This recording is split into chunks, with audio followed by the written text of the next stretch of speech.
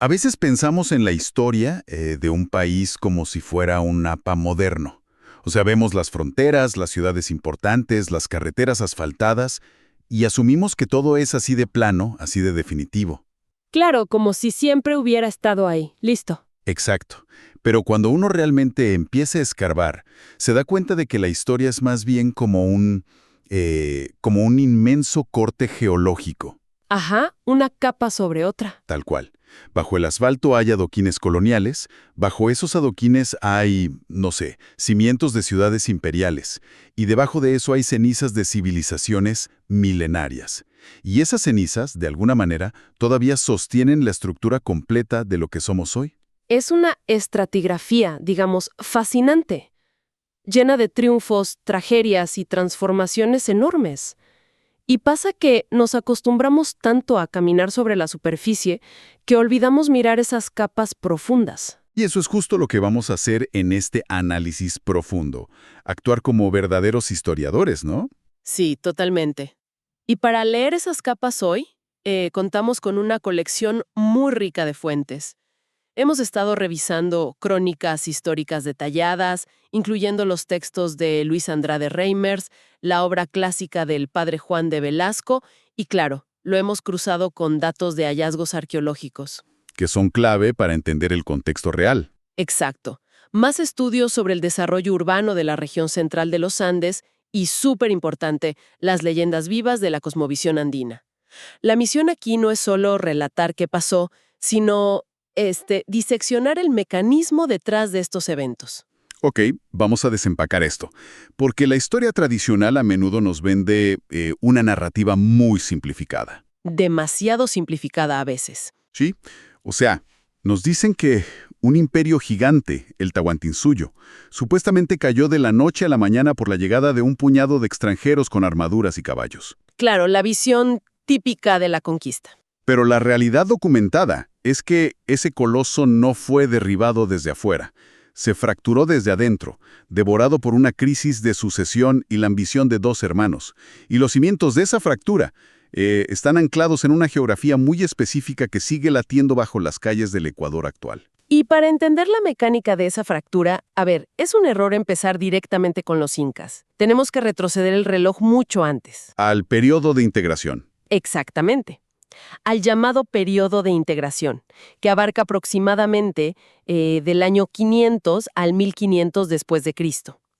Aquí es donde entra en escena una civilización clave, la nación Purujá. Claro, los dueños originarios de la Sierra Centro. Sí, estaban asentados en el corazón de los Andes ecuatoriales, dominando lo que hoy son las provincias de Chimborazo, Bolívar y Tungurahua. Y para quienes nos escuchan, es importante aclarar que no eran precisamente pequeñas aldeas aisladas.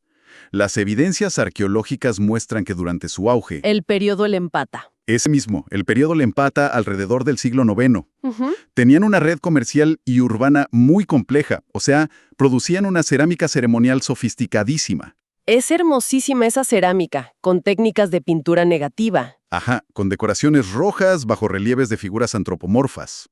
Un nivel de detalle increíble.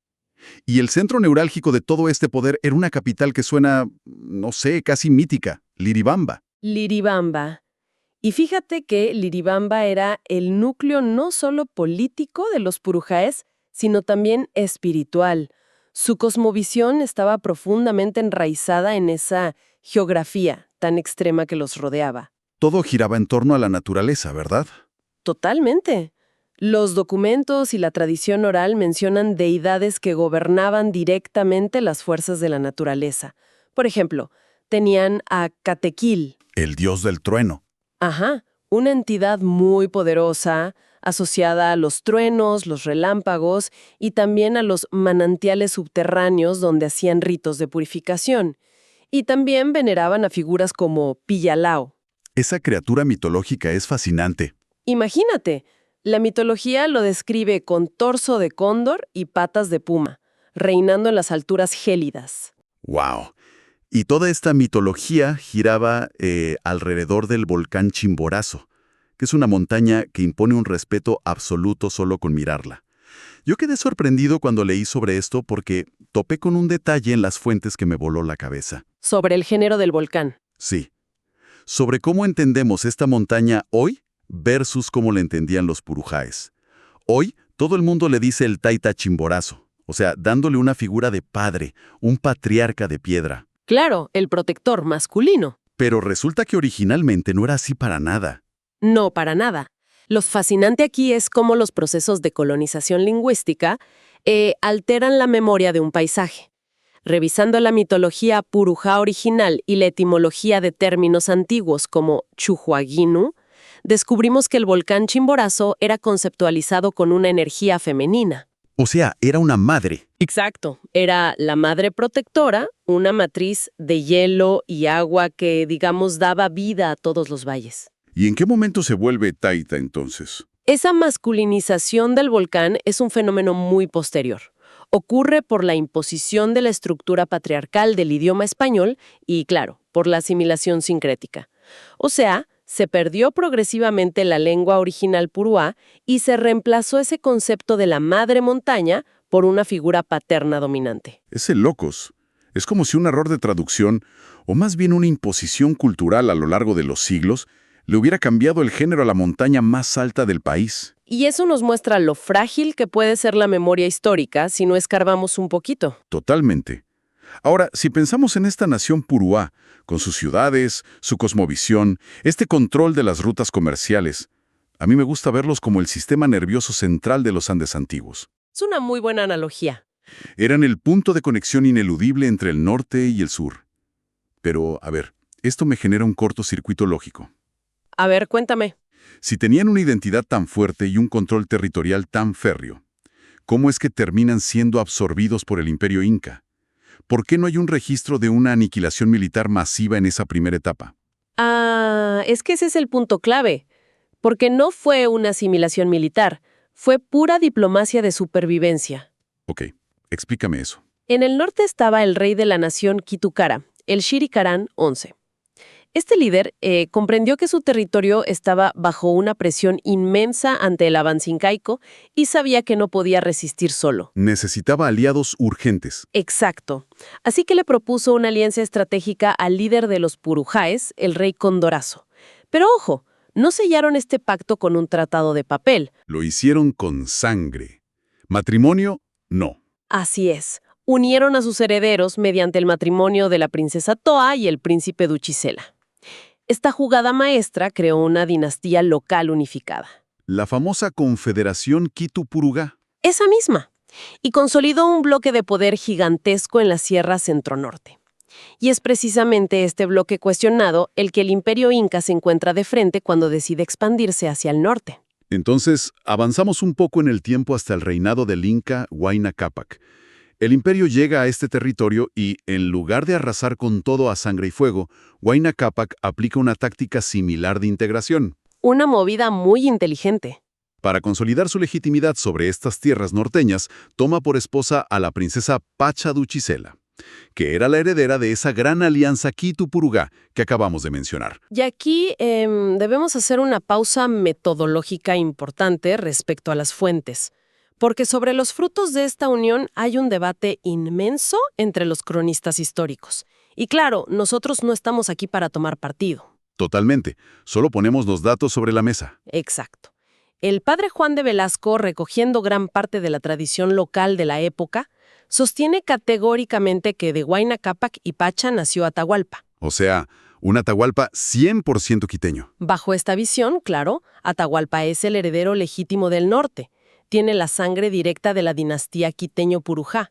Sin embargo... Siempre hay un sin embargo en la historia. Sí, porque otros cronistas españoles tempranos, como Juan de Betanzos o Pedro Cieza de León, aseguran que Atahualpa nació en el Cusco y que su madre era otra noble de la corte sureña. Dos versiones completamente opuestas. Así es, y como analistas, nuestro trabajo no es emitir un veredicto final sobre su partida de nacimiento, sino observar cómo ambas narrativas, a la larga, alimentan la inmensa figura política de Atahualpa. Claro, yo estoy convencido de que el código postal de su nacimiento es mucho menos importante que el mecanismo de su crianza. 100% de acuerdo. Porque lo que realmente define la fractura del imperio es cómo se formó Atahualpa en contraste con su medio hermano, Huáscar. O sea, las fuentes nos muestran una diferencia abismal. Huáscar crece en la capital, ¿verdad? Exacto, en el Cusco. Su entorno es el de la élite absoluta. Templos de piedra perfectamente tallada, sacerdotes, rituales diarios dedicados al sol. Es educado, bajo la premisa indiscutible de que él es una deidad caminando sobre la tierra. Claro, rodeado de algodones, por así decirlo. Mientras que Atahualpa experimenta una realidad diametralmente opuesta. Él pasa más de una década en el norte, en la zona de Quito y Caranquí, acompañando a su padre en las campañas de pacificación.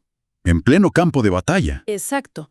Su aula no son los pasillos ni los templos sagrados del Cusco, son los campamentos militares. Crece respirando el humo de las fogatas, entendiendo la logística pesada de mover miles de hombres por geografías que son brutales. Y ganándose el respeto de la tropa. Sí, aprendiendo tácticas de primera mano junto a los generales más temidos e implacables de todo el imperio, como eran Quisquis y Chalcuchimac. Aquí es donde se pone realmente interesante, porque es la analogía perfecta de una corporación moderna. A ver, ilustra eso. Imagínense un conglomerado gigantesco con dos herederos. Uno pasó toda su vida en la cómoda sala de juntas, ¿no? Rodeado de asesores que le dicen que todo está perfecto y con la sucesión asegurada por contrato. Ese es Huáscar. Ajá. El otro heredero empezó desde abajo, en la fábrica, manchándose las manos, entendiendo cómo operan las máquinas día a día y ganándose la lealtad absoluta de los trabajadores a base de puro sudor y presencia en el terreno. Ese es Atahualpa. Es una excelente forma de verlo, y el detonante de esta bomba de tiempo, porque era una bomba de tiempo, ocurre alrededor de 1525. Con la muerte repentina de Huayna Cápac. Exacto. Muere a causa de una epidemia fulminante. Casi con seguridad hablamos de la viruela que los europeos ya habían introducido en el continente. Y eso que los ejércitos incas aún no habían visto a un solo español cara a cara. Ni a uno solo. Pero los virus viajan más rápido. Esta muerte inesperada deja un vacío de poder catastrófico. El Tahuantinsuyo queda, literalmente escindido por la mitad. Claro.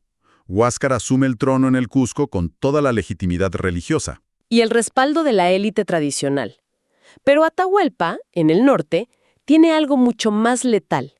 Tiene el control táctico y la lealtad inquebrantable de la maquinaria militar más experimentada de la región. Y la tensión escala rapidísimo.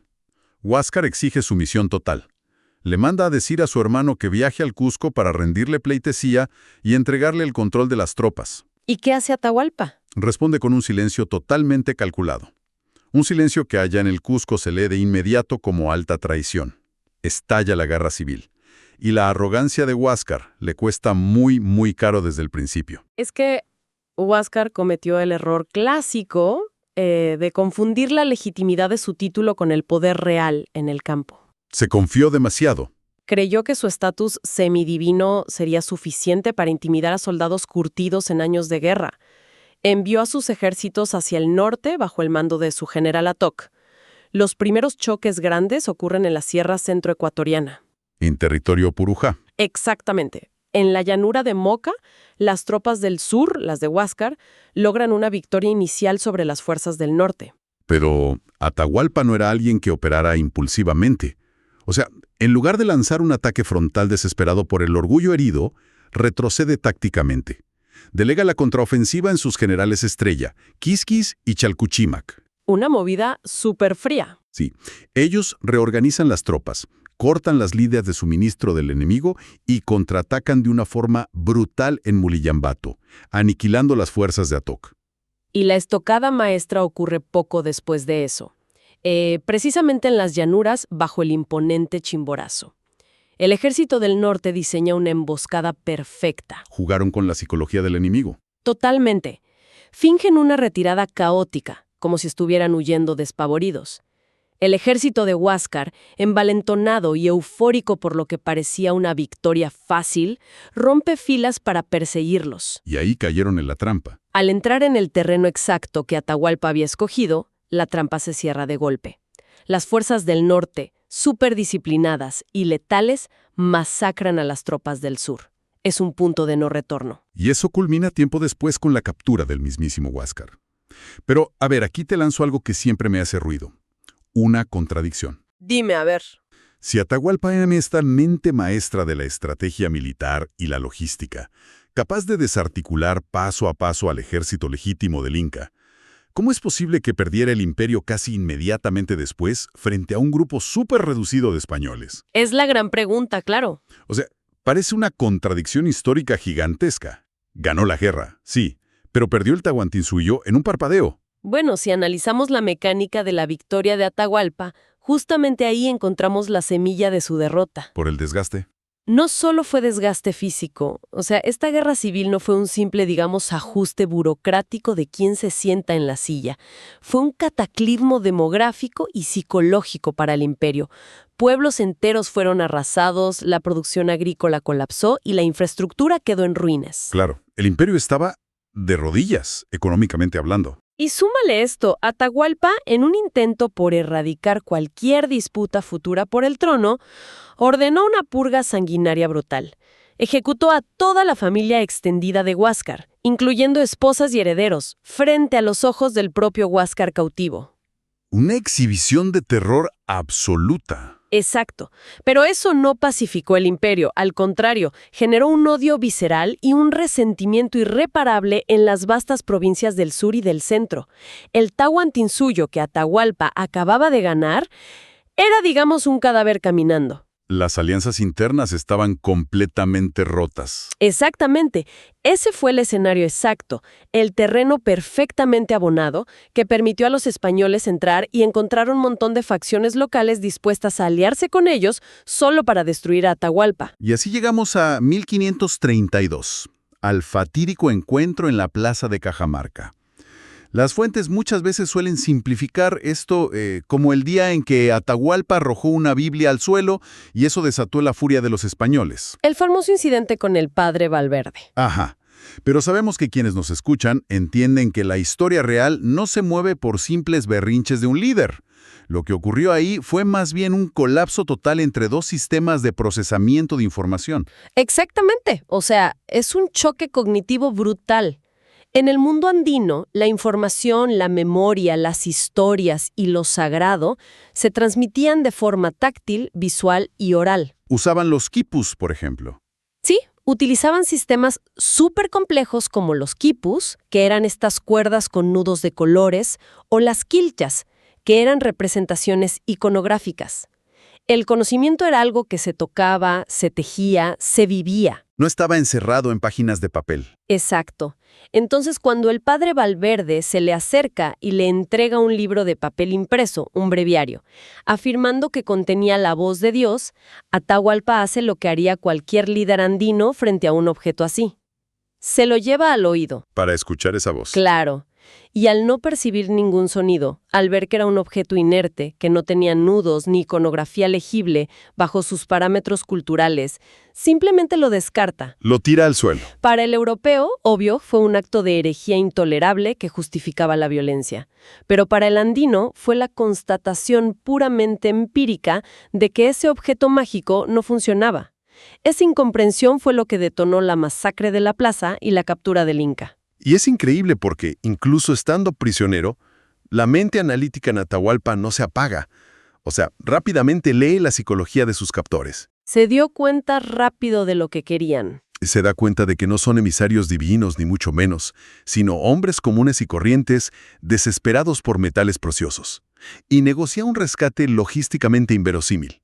Ofrece llenar una habitación entera de oro y 2 de plata a cambio de su vida. Una fortuna incalculable. Y hay crónicas que mencionan detalles fascinantes, como que, desde su celda, aprendió a jugar ajedrez solo observando a los guardias. Y lo más escalofriante de todo, logró enviar órdenes encubiertas para ejecutar a Huáscar. ¿Para que no le robaran el puesto? Exacto, asegurándose de que los españoles no pudieran usar a su hermano como un títere político para reemplazarlo mientras él estaba encerrado. Una maniobra política brillante, sin duda, pero que, trágicamente, Francisco Pizarro utilizó en su contra de la peor manera. Le dio la excusa perfecta. Sí, la orden de ejecutar a Huáscar se convirtió en la principal justificación legal que usaron los españoles para someter a Atahualpa a un juicio sumario, acusándolo formalmente de fratricidio, poligamia e idolatría. Y la condena inicial fue terrible, la muerte en la hoguera. El peor castigo posible.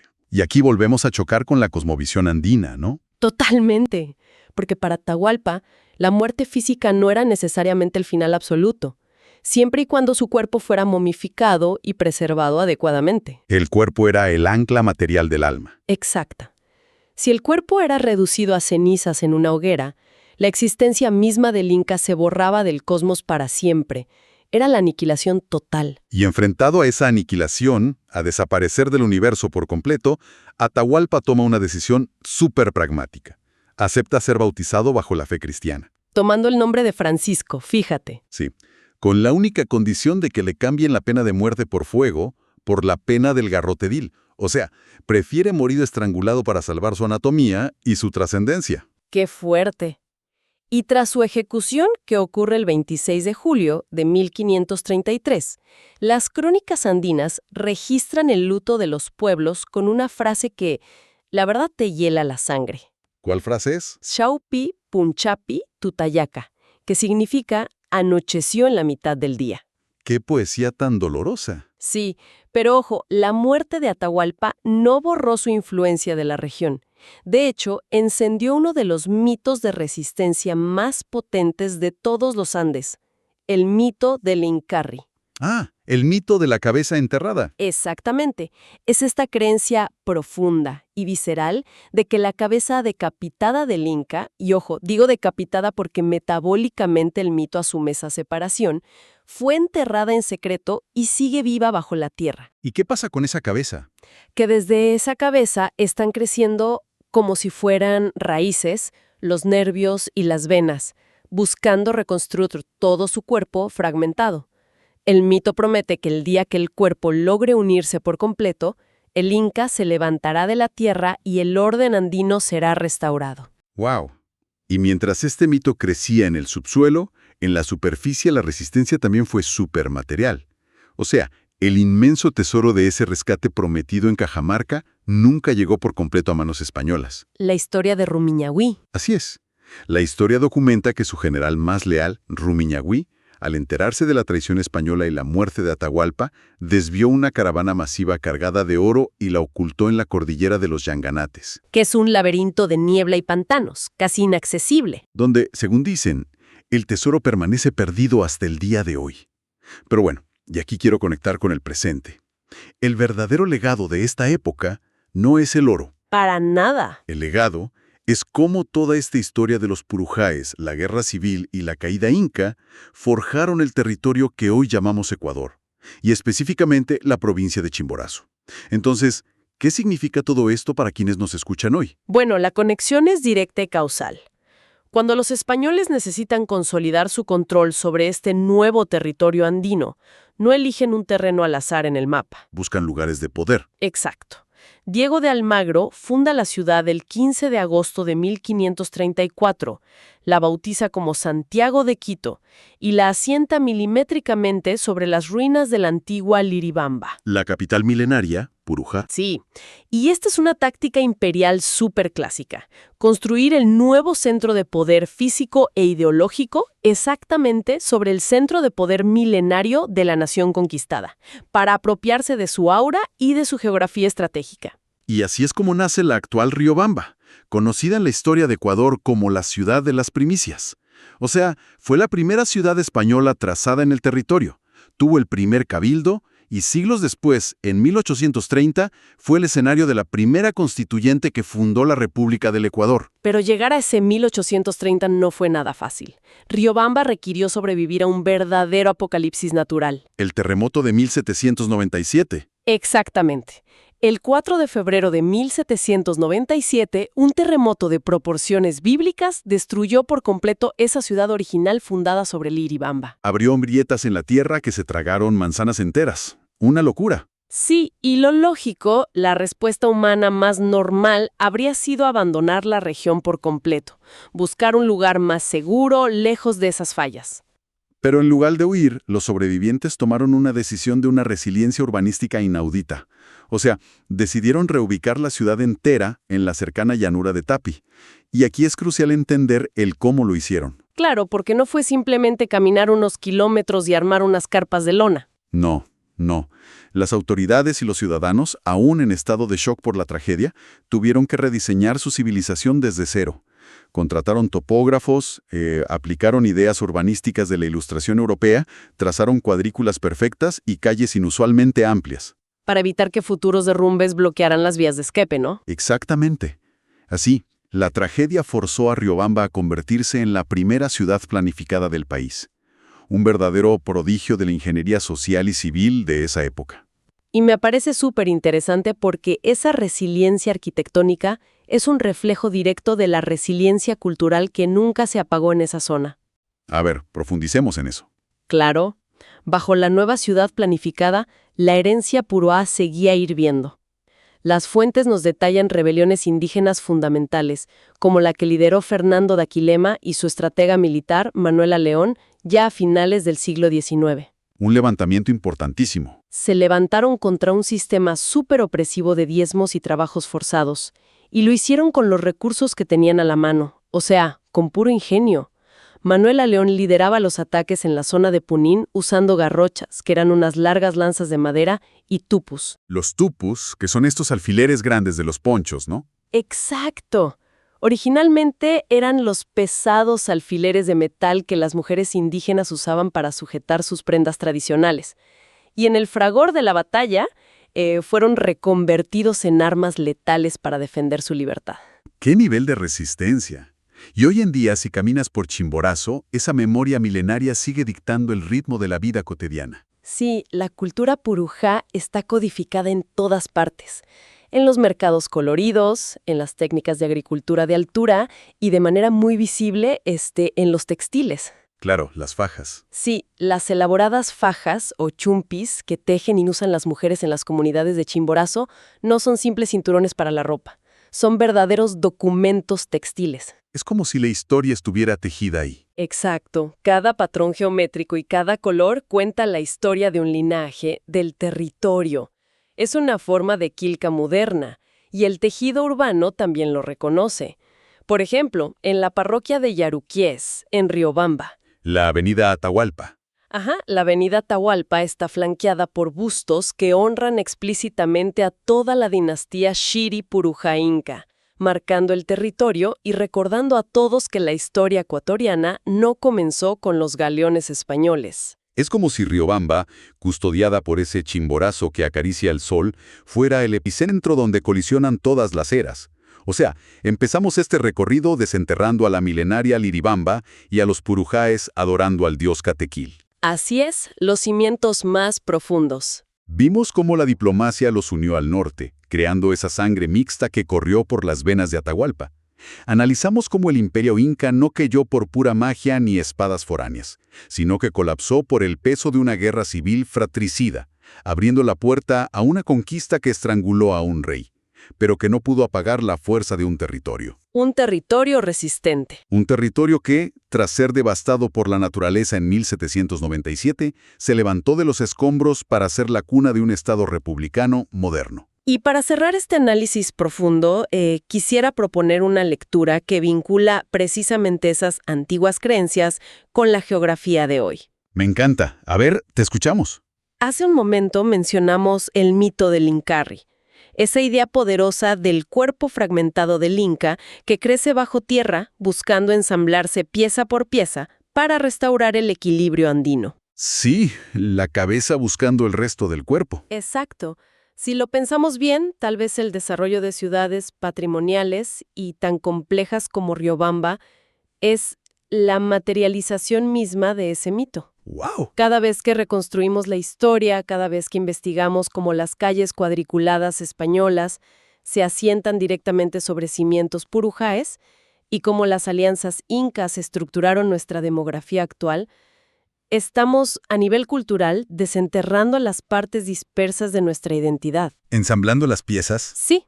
Solo al conectar el pasado indígena, la herida profunda de la conquista y la resiliencia republicana que vino después, logramos unir el cuerpo completo de lo que significa ser ecuatoriano hoy. ¡Qué manera tan poderosa de ver la ciudad! O sea, no como un mapa estático que está impreso en un papel, sino como un organismo vivo que sigue sanando y completándose debajo de nuestros pies. Es un proceso continuo, sin duda. A quienes nos acompañaron en este recorrido, muchísimas gracias. La historia exige que miremos siempre más allá de la superficie. Así que la próxima vez que caminen por una ciudad histórica, pregúntense qué imperio, qué mitos y qué tragedias están sosteniendo el asfalto bajo sus zapatos.